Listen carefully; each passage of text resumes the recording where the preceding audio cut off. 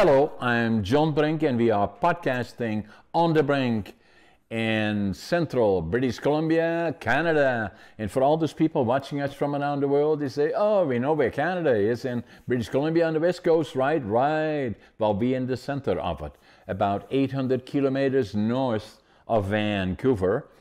And today we have a very, very interesting guest. His name is Bryan Gile, and Bryan is an 8-time world record holder, professional skydiver with over 12,000, I said 12,000 skydives, an entrepreneur and a public speaker. He developed testing system for Be Great, Be Happy after setting his first skydiving world record. And he's going to tell us all about that. Now, I'm a little bit familiar with skydiving because I was in the drafted when I was 18. I'm 85 now, so it's a long time ago, in the Dutch Air Force, and I did 3 or 4. And the parachutes were relatively small then, and when you hit, you better be right, because otherwise you will break a leg. So, and I still remember those, and I wouldn't want to have done 12,000 of them. So, no. Bryan, welcome to the show. Thank you for having me. Appreciate it. So tell us about yourself and where you're from. What did you do? How did you ended up becoming a skydiver? What attracted you about it? And obviously, but then not only going through the practice, because it's not easy to be a professional skydiver and a trainer. So what brought you there? So maybe start with where you're from originally, and how did you progress from there? Yeah, well, originally from Corvallis, Oregon. It's a smaller town, about 50,000 people, hour and a half south of Portland, Oregon. So for any global listeners, that's just a handful of hours drive south of John right now from British Columbia. So maybe about 6-7 hours. A beautiful, beautiful area of the west coast of the United States, between British Columbia, Washington, then Oregon, and then obviously California. So that's where you grew up. So tell us more about it. Yeah, but born and raised in Oregon, pretty normal childhood. Aside from, I would say, what my dad got me into. He's a skydiver. He's kind of just retiring now. He's getting up towards 80, and as you said, you want to make sure you stick your landings, otherwise your landings are going to stick you. So yeah, he's been skydiving for over 50 something years. I was born into the sport. Ever since I had eyeballs, I remember looking up at the sky on the weekends and watching my dad fly down from jumping out of airplanes in small airports around Oregon. And I don't know if, just imagine watching, for every boy, your dad's kind of your hero, right? Like, especially at the young ages. Imagine watching your hero doing something so cool where he's literally flying out of the air over and over again. And you've got to watch it, because that's daycare for you, is come watch me skydive, son. Run around the airport. What brought him to skydiving? Was he in the military or in the Air Force, or what brought him there? He was in the military, but he did not start skydiving through the military. He just started as a hobby in college. Maybe a couple friends had the idea or so, but he started when he was back in college in Washington. And skydiving, a lot of people don't know, is it's an actual sport that you can get good at, and you can do it with friends and with people all over the world, because you have the ability to maneuver around in the air. We're not just falling uncontrolled towards the planet. We actually have a ton of control that allows us to move and interact with each other. That wasn't so when I was in the Air Force when I was 20. 65 years ago, so it was straight down, very small, and you better make sure you didn't have your legs right, because otherwise it would not be pretty. Right. Yeah. So the sport has evolved a lot since then. Mostly the equipment that we use, our parachuting systems, it's got to be half the size that it was before. So it's just, you're not weighed down by the weight of an enormous rucksack on you, which gives you freedom to maneuver around in the sky. Right. And then the flying part of it, I'm also a pilot and have been since I was in the Air Force. And and do some flying. Not so much now because of at 85, but still I do some of it. But I flew a lot, and it brings you in the air a lot as a skydiver. And do you usually belong to, when you first started, to a club where you started working more and more until you became 12,000 jump? That is a lot. It's a lot of skydives, huh? So yeah, I essentially what led up to this is, I was a kid watching my dad, and I don't know if you've ever wanted to do something really, really, like, imagine going to a carnival and seeing the coolest ride at the carnival, Right. and having to watch it every week, but you're not tall enough to ride. Exactly. You remember not being tall enough to go on a ride at a carnival? That just like burned into you. You wanted to go so bad. That's what being the child of a skydiver is like until you're old enough to go. Right. So on my 16th birthday, my birthday present that year was my first 2 skydives, and I'll never forget those. December 22nd, pretty cold day to do some skydives in Oregon, but fortunately we had some sunny weather, and I got to do my first 2. And then to answer your question, yeah, after that, I think I did about 100 or so skydives, and then I started working at the skydiving place that we call a drop zone, and I was packing parachutes. That's a very intro. It sounds funny, but that's a very intro job that you would get into in skydiving. But a very delicate one, though, because you don't want to make a mistake and say, oops, because a mistake is not going to be pleasant. We try to avoid oopsies in the skydiving world, in any extreme sport world. You want to avoid those. So that was the first thing that I thought too, is like, oh man, I don't know if I want to pack parachutes. I'm afraid I would mess up or make a mistake. And then the reality of it is it is like tying your shoe. Right. It's slightly more complicated than tying your shoe, but once you know how to do it, it's just repeating patterns of folding fabric. That's it. So I learned how to pack parachutes. I started doing that at about 100 jumps. I would say I was probably 17 or so at the time. And that launched me into being able to afford to skydive more. Then I became a tandem skydiving instructor, actually at the age of 19. So I was not even old enough to drink yet, but I could throw you out of an airplane. Yeah. Right? Yeah, exactly. So that helped me get a lot of numbers up. It helped me move around the world. I've done tandem skydiving instruction in Hawaii, in Guam, in Spain, done a little bit in Mexico. And that was, it's such a cool job to just be able to move around the planet, immediately have friends, have a community, and have an income source that you can really just tap into. Now, World Championship, I didn't even know there was such a thing as a World Championship skydiver. Mm-hmm. Because from my world is once they kick you out of the plane, you hope you land well, and in the meantime, obviously, you have more movement. So what is unique about becoming a world champion, other than starting with at what level do you fly, and how does it work, and how do they judge you in terms of becoming a champion, a world champion, nonetheless? So there's many different games that we like to play up in the sky, and a lot of them involve some type of formation where you're holding hands with other people. My titles, I have 8 world titles right now, are for largest formation skydives above the earth. So since the year 2012, I've been on all of the largest skydiving formations in a vertical manner. So imagine flying upside down with your feet above you in the air, or right side up where you're standing on the air. So these are vertical body positions.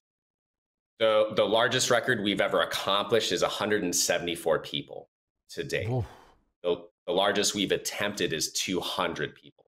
And we attempted 200-person skydiving formations a total of 3 times over like 7 years before we ended up getting 174. We've been trying for 200 for a minute. So what that involves is there are judges who we submit a formation to. Okay, here's our 200-person formation. Here's our 174-person formation. It can change on every single jump depending upon what we think we can achieve. We submit that to the judges, and then we go up to 19,000 feet. So what would that be? You know, That's about 6,000 meters. Right. Pretty high up there. Right. We're in about 9 or 10 different aircraft. Okay, so imagine almost like a diamond formation. Yeah. All of these pilots, they have to fly in formation all the way up to 19,000 feet. Yeah. And, you know, that's a critical job for everyone involved there. If the pilots are too far away from each other, we're never going to get to the formation in time.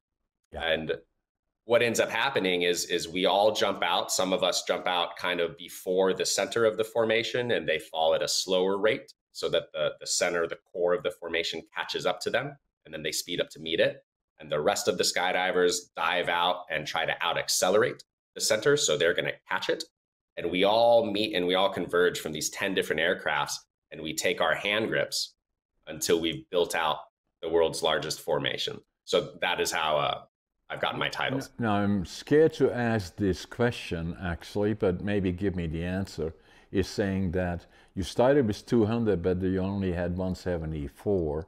Mm-hmm. So what happened to the other 26? I'm scared to ask. Yeah, nothing bad. We've never had any serious injuries, never had any fatalities, thank God. Yeah, everyone's still with us today. I had to ask the question, right? So let me answer that again. The other 26 just vaporized immediately. Just yeah, they're gone. So it's extremely delicate because I presume that all the 200 people are experienced individuals, not necessarily the same level as you are, but they are experienced to be part of the 200 or 174 successful ones. And then the other part is that there has to be coordination between the pilots and the jumpers or the parachuters, and then the key for them is to understand what will be your position as you jump out, what are you aiming for, and whatever you decided it will look like from the bottom looking up, where will you be aiming for in what location? Yeah. Imagine standing at a concert. Right. And there's people all around you. Yeah. You know, everyone here's probably been to a concert ever, a very crowded event.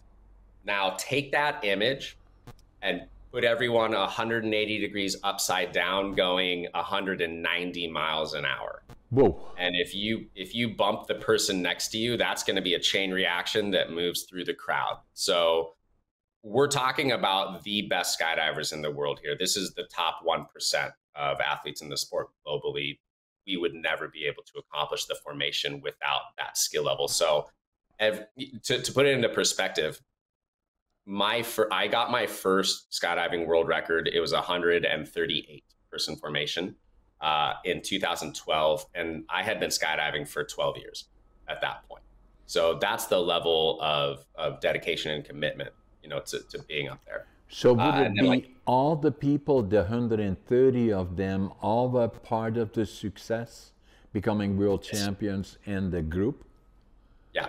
We cannot set a world record if even one single person is not gripped in their slot to the formation that we submitted to the judges. Correct. If we get 173 out of 174 grips, that is not a formation. And it's not like we just land and go up and do it again immediately. No. We get maybe 4 or 5 attempts per day. Right. I've been at events like this before where we're going for 5 days straight to get the record. Wow. So it's a bit of a marathon. Yeah.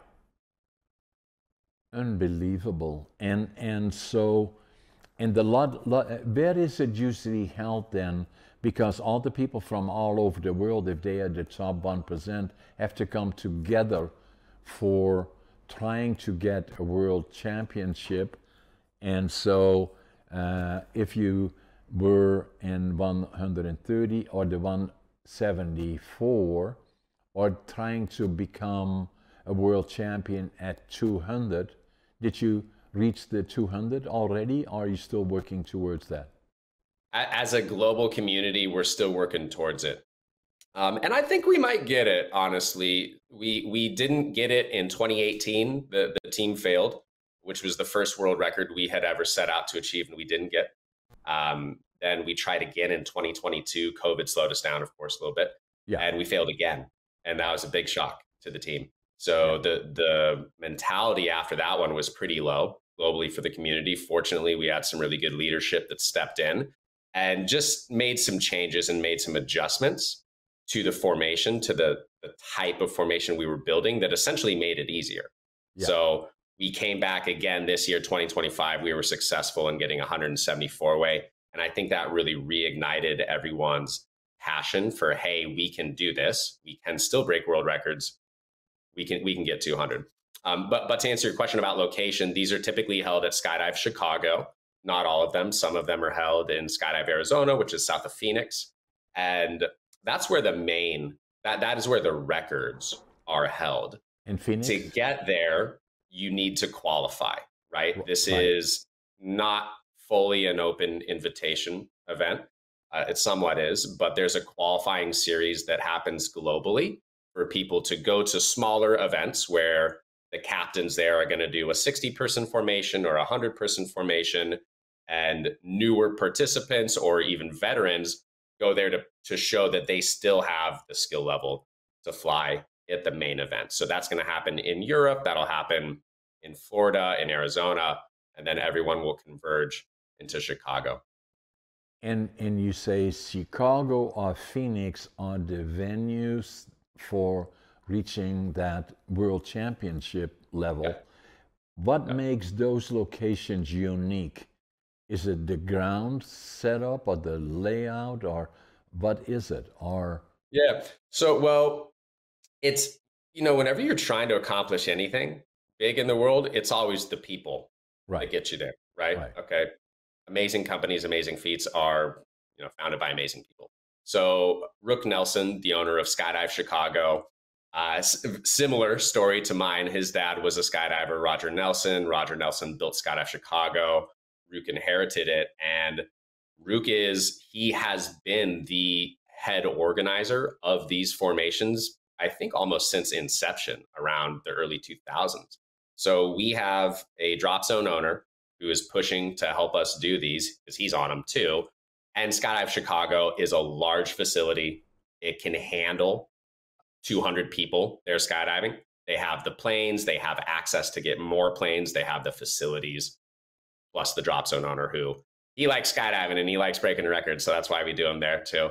And then in Arizona, there's a group called Arsenal, Arizona Arsenal, who are multi-time world champion skydivers in and of themselves. And they also organize these events.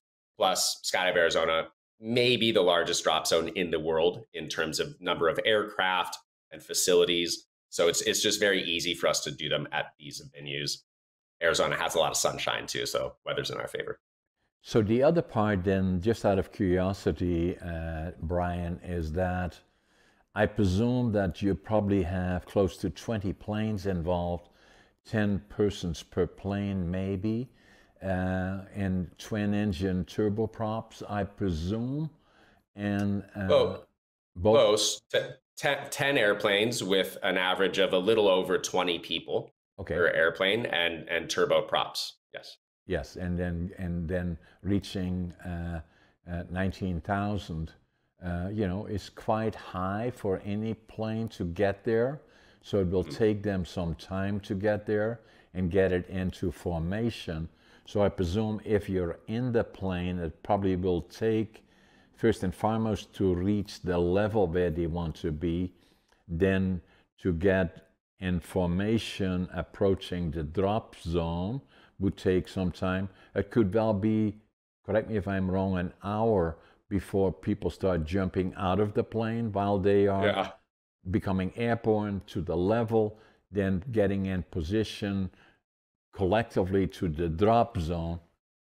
It must be an amazing sight if I just visualize myself sitting there and watching this, is seeing it from takeoff of the planes, of seeing all the people, and then boarding the planes, and as they take off and try to find formation and starting to approach the drop zone, and 200 people jump out of the plane within minutes from each other because the timeline is very small, and to get then into position must be absolutely amazing. It's a sight to see, and you're right. It can take upwards of an hour from takeoff to jump, and we hope it doesn't take that long because that's pretty grueling amount of time to be in an airplane 4 or 5 times a day. Not only are you dealing with hypoxia, which is lack of oxygen to the brain, we have onboard oxygen in the aircraft. But if you're not cool, calm, and collected, or if you're tired, hypoxia can play a factor, and you might blow the jump for the entire team. So this is really, we can get into a core concept of, for anyone listening, how to really approach your goals if you want to excel at them. It's not about what you can do on your best day. And you don't wind up on a world record skydive because of how you can perform on your best day. No. It's what can you do on your worst day. Exactly. Okay. When you are tired, when you are hypoxic, when this is jump number 5, day number 5, can you hit a world record? Because that's what we need. Yeah. And everyone on the team who gets that record, they can. So again, as a pilot myself, that we usually say that if you go beyond 12,000 feet, epoxy will become a problem where you have to then have oxygen available to you, and usually you use oxygen once you reach that level. So it is quite significant if you look at 19,000 feet, quite beyond that. And how, again, those that have the experience, as you said, that if they have issues with that sometimes, or they are not comfortable at that level, they cannot be part of the team.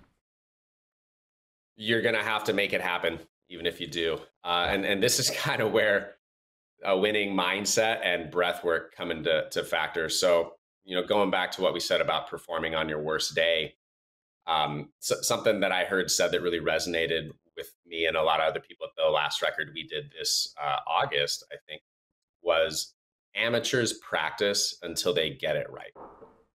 Professionals practice until they can't get it wrong.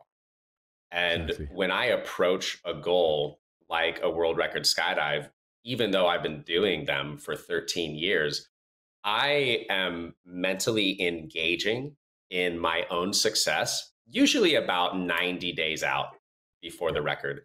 That's when I really start to tune in to, I close my eyes and I visualize 9 other aircraft out on the horizon. I visualize myself leaving the airplane.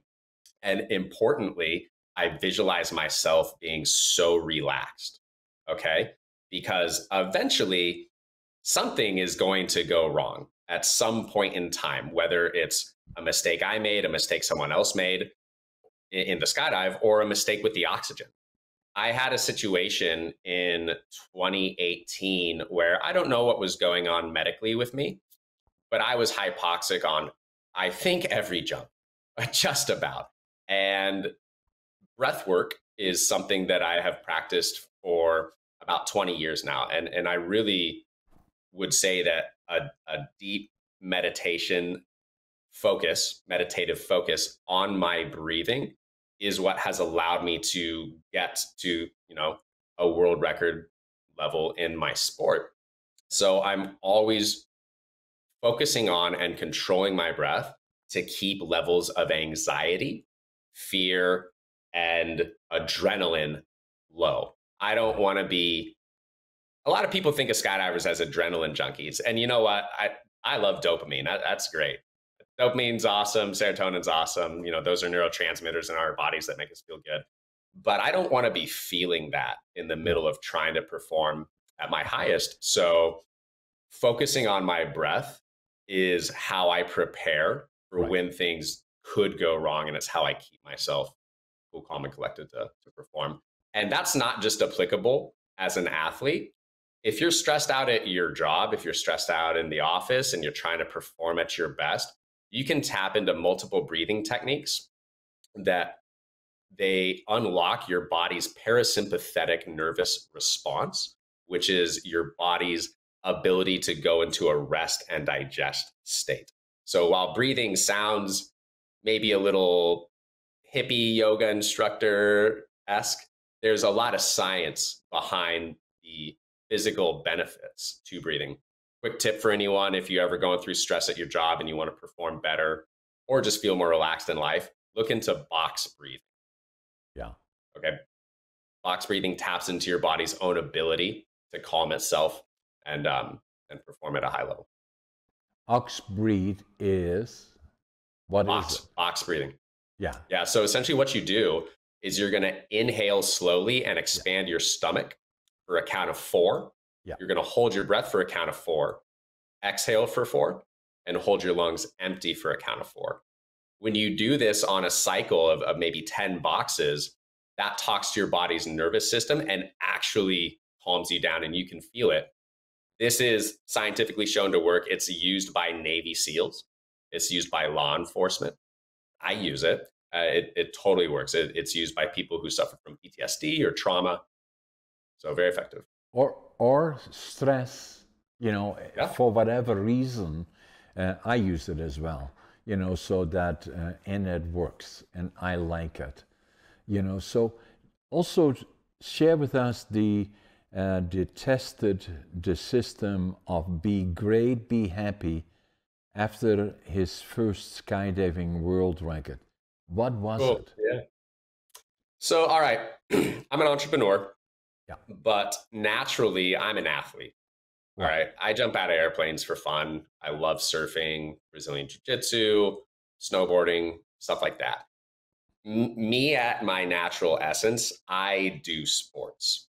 What I don't do is send emails, network, make calls, build web pages, design traffic funnels, all that stuff. So, but the world's expensive and I like the idea of not being broke in it. So I work a lot, and especially as an entrepreneur, because I like to have, just control over my life and then also my income. Where this comes into play with my world records is throughout my 20s, I was trying to become a successful entrepreneur and was really, really struggling because it wasn't who I was naturally. I had to do a lot of personal development within myself to grow into the type of person who could become a successful entrepreneur. And when I came home from my first world record in 2012, I remember staring off into space and asking myself, like, how the heck am I actually within the top 1% of a sport globally? But I can't run a small business. Like, those are two very different goals. Jumping out of airplanes, developing web pages, and driving traffic, completely different goals. But certainly there's got to be something that I'm doing right on a fundamental level as an athlete that I'm just getting completely wrong as an entrepreneur. And when I really sat down and analyzed what it was, I was also doing a lot of meditative work, a lot of energy cultivation, a practice called Qigong at the time, a lot of yoga. So I was very tuned in to my thoughts. I realized that the one difference between skydiving and entrepreneurship is that I never questioned for a second since birth whether I would become a skydiver. I just knew it. I watched my dad do it every single weekend. I knew for a fact. Right? It was a given. The sky is blue. That's a fact right there. Yeah. So because I had full conviction and belief, unquestionable belief that I would become a skydiver, I did. When I started skydiving, I wasn't gifted at it. I wasn't particularly talented at it, no more than anyone else. But I always believed that I could achieve anything that anyone else in the sport had achieved as well. So when that came to my world records, it took me 12 years to get there, but it was a given. It was certain that I would be on those at some point in time. So that full level of belief, complete belief, allowed me to take the actions with conviction to succeed over a decade plus time span, and ultimately led to top 1% global success. Now, when I looked at my entrepreneurial life, I noticed that, oh my God, I don't have that exact same full blown conviction into whether I'll be successful in business or not. In fact, actually, on a subconscious level, I'm worried that I'm going to fail.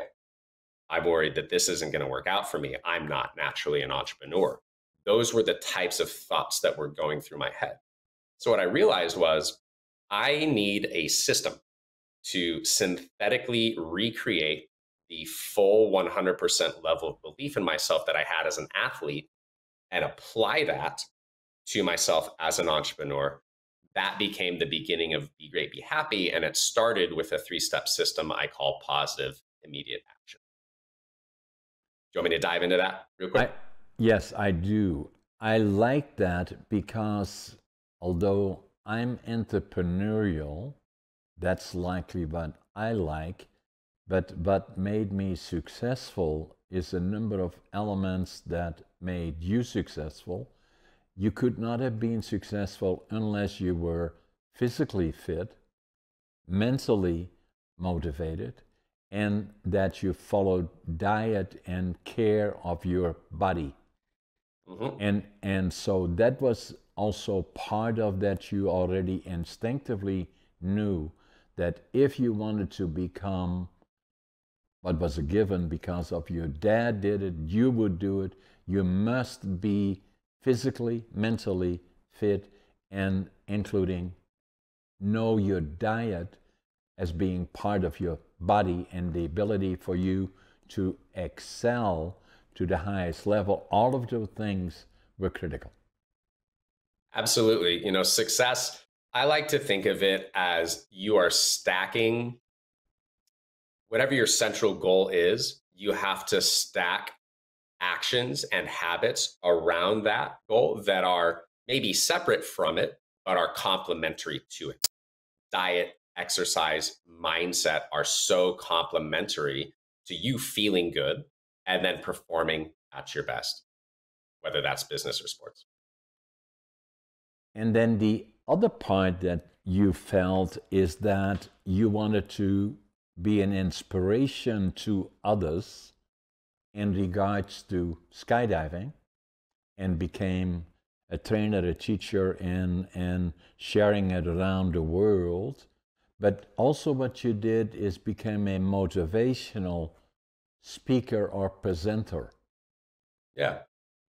And that then followed that you felt that you not only were doing this and being successful in skydiving and a world champion and all those other things, but the other important parts that are critical to it were elements that you had to share with others. That how do you get to feeling what you were feeling and excelling at what you were pursuing? Yeah. I've always loved teaching. I love working with people. I love being, inspirational for anyone who wants to achieve their dreams. I have so many goals in my life, and it's hard to achieve your goals. Right? Like I work so hard to achieve mine. Something that gives me a lot of joy is helping other people achieve theirs. And I like what you said a little bit ago about, your success as an entrepreneur.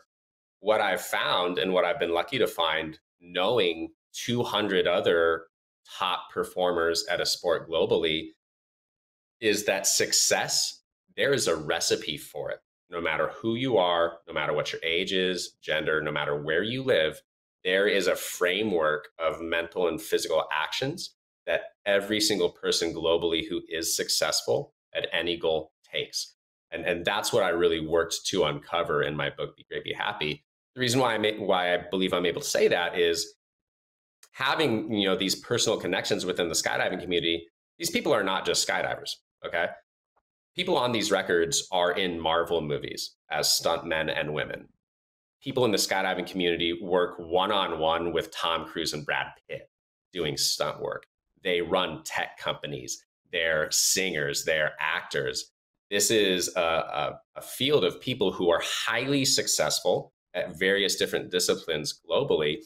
And they all kind of tend to have a couple things in common. Number one is a complete and utter conviction in their ability to succeed. And that's really the first and foremost. What I developed in Be Great, Be Happy is a system for you and for anyone else to be able to build that within yourself. Because I'm not going to tell anyone, hey, believe in yourself and you'll achieve your dreams. I'm going to show you how to believe in yourself at the level of a world top 1% athlete. So getting into that real quick, the night that I had this epiphany, I was 29. I was thinking about why I was failing as an entrepreneur. I understood I needed to recreate the same mindset that I had as an athlete. So I came up with 3 steps, because really what I understood at that point was that I'm suffering in business from a string of negative thoughts about my potential. I start a goal. I go to start a business, start a web page, start driving traffic to it. That's what I was doing at the time. And yeah, I'm super excited at the initiation of my goal. But then once I hit roadblocks and obstacles, there's this voice in my head that's showing signs of fear and doubt. I can't do this. I'm not sure if I'll be able to figure this out. Who am I to become an author? Yada, yada, yada. And that voice is what I need to conquer, because that voice doesn't exist in my skydiving life. It's just not even there. So I came up with 3 steps. Step number 1, recognize. Okay. For anyone who, if you want to achieve any goal in life, start scanning your thoughts. If you want to become happier, this works for really increasing your happiness as well too. Start running a background scan of your thoughts all day, every day. Do not take 15 minutes in the morning and 15 minutes in the evening to do this, because that's not how behavioral change works. We are creating our reality via our thoughts all throughout the day, every single second of the day. We think about our lives, we think about the reality around us, and we react to it. So if you want to create behavioral change, you need to be working on a second-by-second basis throughout your days. Just run a scan of your thoughts and start to notice, are you experiencing positive thoughts or negative thoughts? Okay. A quick way to gut check that is positive thoughts make you feel good and they're helpful towards your goals. Negative thoughts make you feel bad, fearful, anxious, worried, and they hinder you. They slow you down from achieving your goals. So step 1, recognize. When you've recognized a negative thought that's hindering you from a goal, say to yourself, I am experiencing a negative thought. This turns on your prefrontal cortex. It's the CEO, rational thinking part of your brain, and it enables you to take step 2, which is transformation. We don't have to stop thinking negative or unhelpful thoughts about our potential. Okay. And would you ever say, is it kind of hard to control your thoughts, John? Like, do you ever have thoughts that just pop into your head and you can't really stop that? We all do. We all do, right? So that's the beauty here is I'm not going to tell you to just stop thinking negative thoughts. I'm going to teach you how to react differently to them. Life throws all kinds of stuff at us every single day. And yeah, sometimes days are easy. Sometimes our days are hard. Whether or not you're successful in your goals depends on how you react to the curveballs that life throws at you or that you throw at yourself. So when you experience a negative thought, recognize it and then take a big, deep inhale and say a mantra that you are going to create for yourself. Now, a mantra is, in Western sense, kind of like an affirmation, okay? 3 to 5 positive words that are going to act as a reset to get you out of negative thinking mode and put you into a powerful mindset where you can start creating from. My mantra is happy, healthy, wealthy, humble, love. Okay. What this does is this just reminds me that I can figure it out. If I have a problem in front of me, I can find the solution. I've got the internet. Today I've got AI. I can find gurus. I can find mentors. Whatever problem I'm facing right now, I've got the world at my fingertips to figure this out. Okay. So that prepares me to take action, which is step 3. All right. Successful people universally take action on their goals now, immediately. When you have a thought for your podcast, John, do you sit around for 6 months and wonder whether you should do it or not? No, you put it into action, right?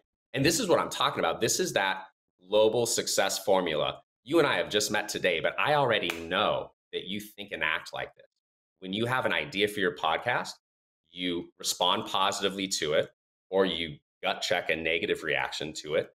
If you think it's a good idea, you take immediate action now, because that is what successful people do. Now, many of us are not trained to do that. Many of us in our personal lives think about, I should do laundry today because I'm recycling dirty underwear. I'm out of clothes. I got to do laundry today. And then the next thing you know, 10 days go by and you still haven't done laundry. A lot of people live like that.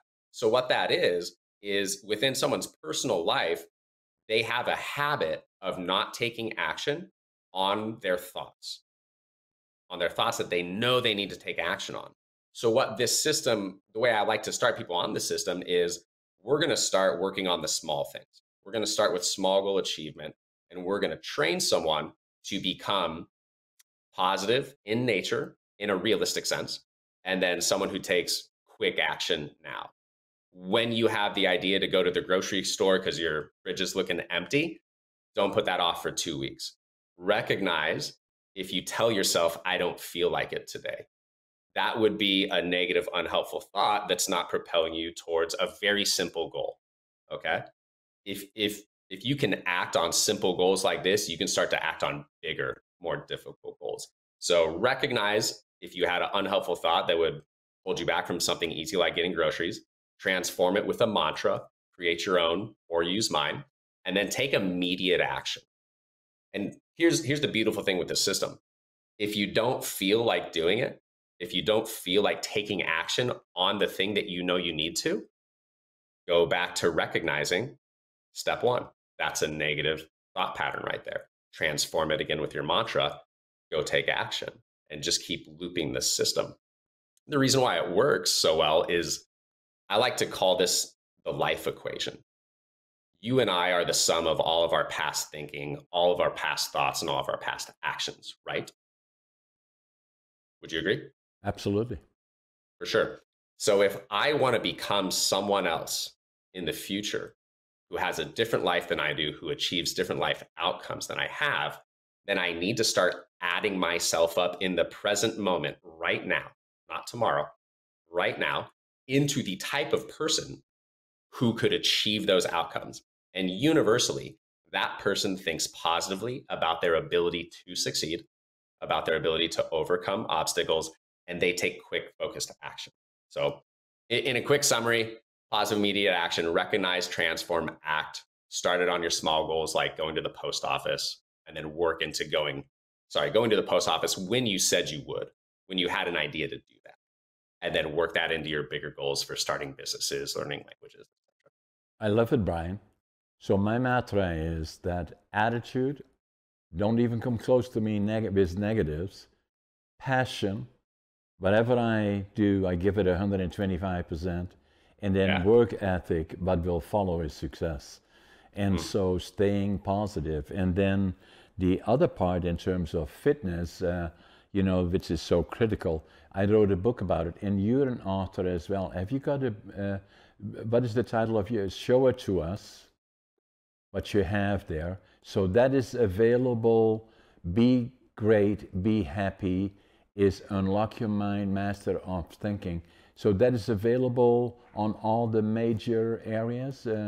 This is available on Amazon. Go and type in "Be Great, Be Happy." I published it a year ago. I'm really happy to see that it is straight 5-star customer reviews right now on it.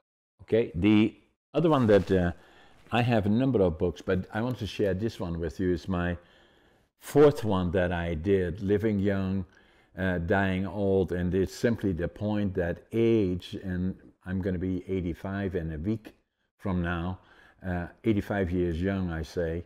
And that's a picture of me. Actually, I'm training for bodybuilding physique. And about a number of years ago, I knew that I had to do more about fitness, went to the gym more regular, worked with a trainer. I was already in my 70s. And then after about 6 years, somebody came up and say, "Hey, John, have you ever thought about competing?" I said, "Me? Really?" "Yeah." And I started getting ready for training or for competing, and competed here in northern British Columbia, came in second bodybuilding, third in physique. Same happened provincially, then the same happened nationally, and qualified me for the Arnolds. And then That's amazing. COVID came, and now again I'm training for the Arnolds. This is a picture of me today.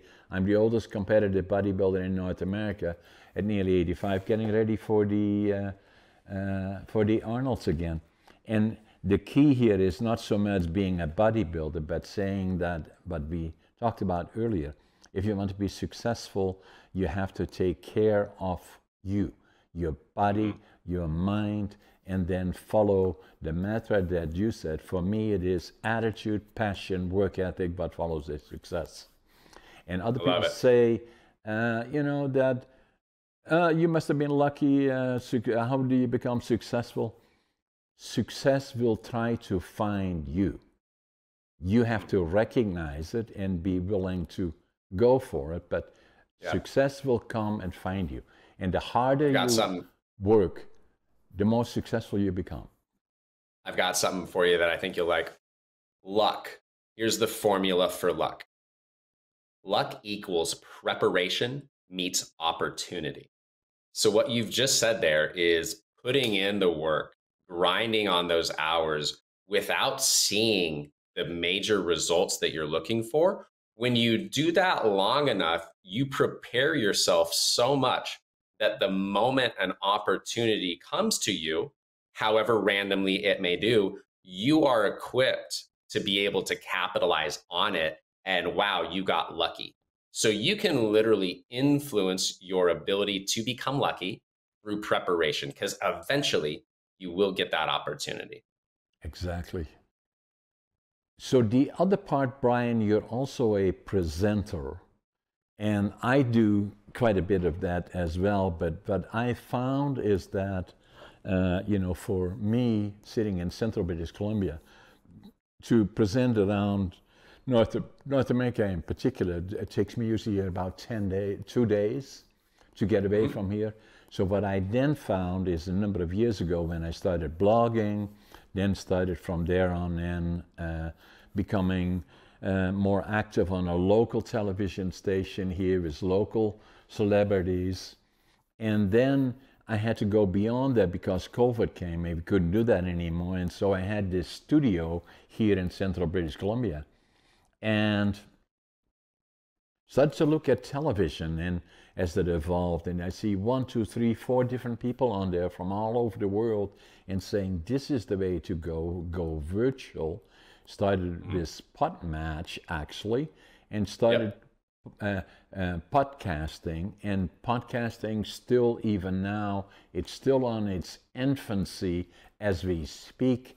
It is, I believe, on the beginning. It will explode around the world, and as you're already doing and as I'm doing, and I believe it's the opportunity to share with others, like you and me had never met before. I have your bio, but just having an interesting conversation about a lot of things that we have in common, as there are a lot of people watching around the world, probably over 1 million, maybe, that are listening to us and learning from it and saying, interesting, that is an experience that will be of value to others. To me, that is success. Yeah. And for anyone listening around the world today, John's absolutely right. Podcasting, is forever changing media and how humans go around connecting with each other. Let's rewind 20 years. You had to be on TV to be in front of a globe, to be in front of a nation. You don't anymore. No. And, there's a lot of stigma around social media these days. It's social, for better or for worse, social media is here and it's not going anywhere.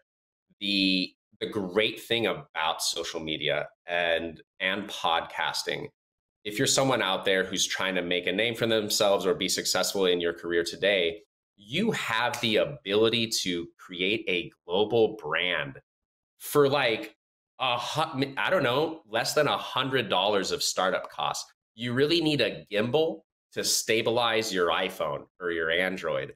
And a pair of AirPods work great for noise canceling to capture audio. We have more ability today than ever to get out there and network with 8 billion people across the planet.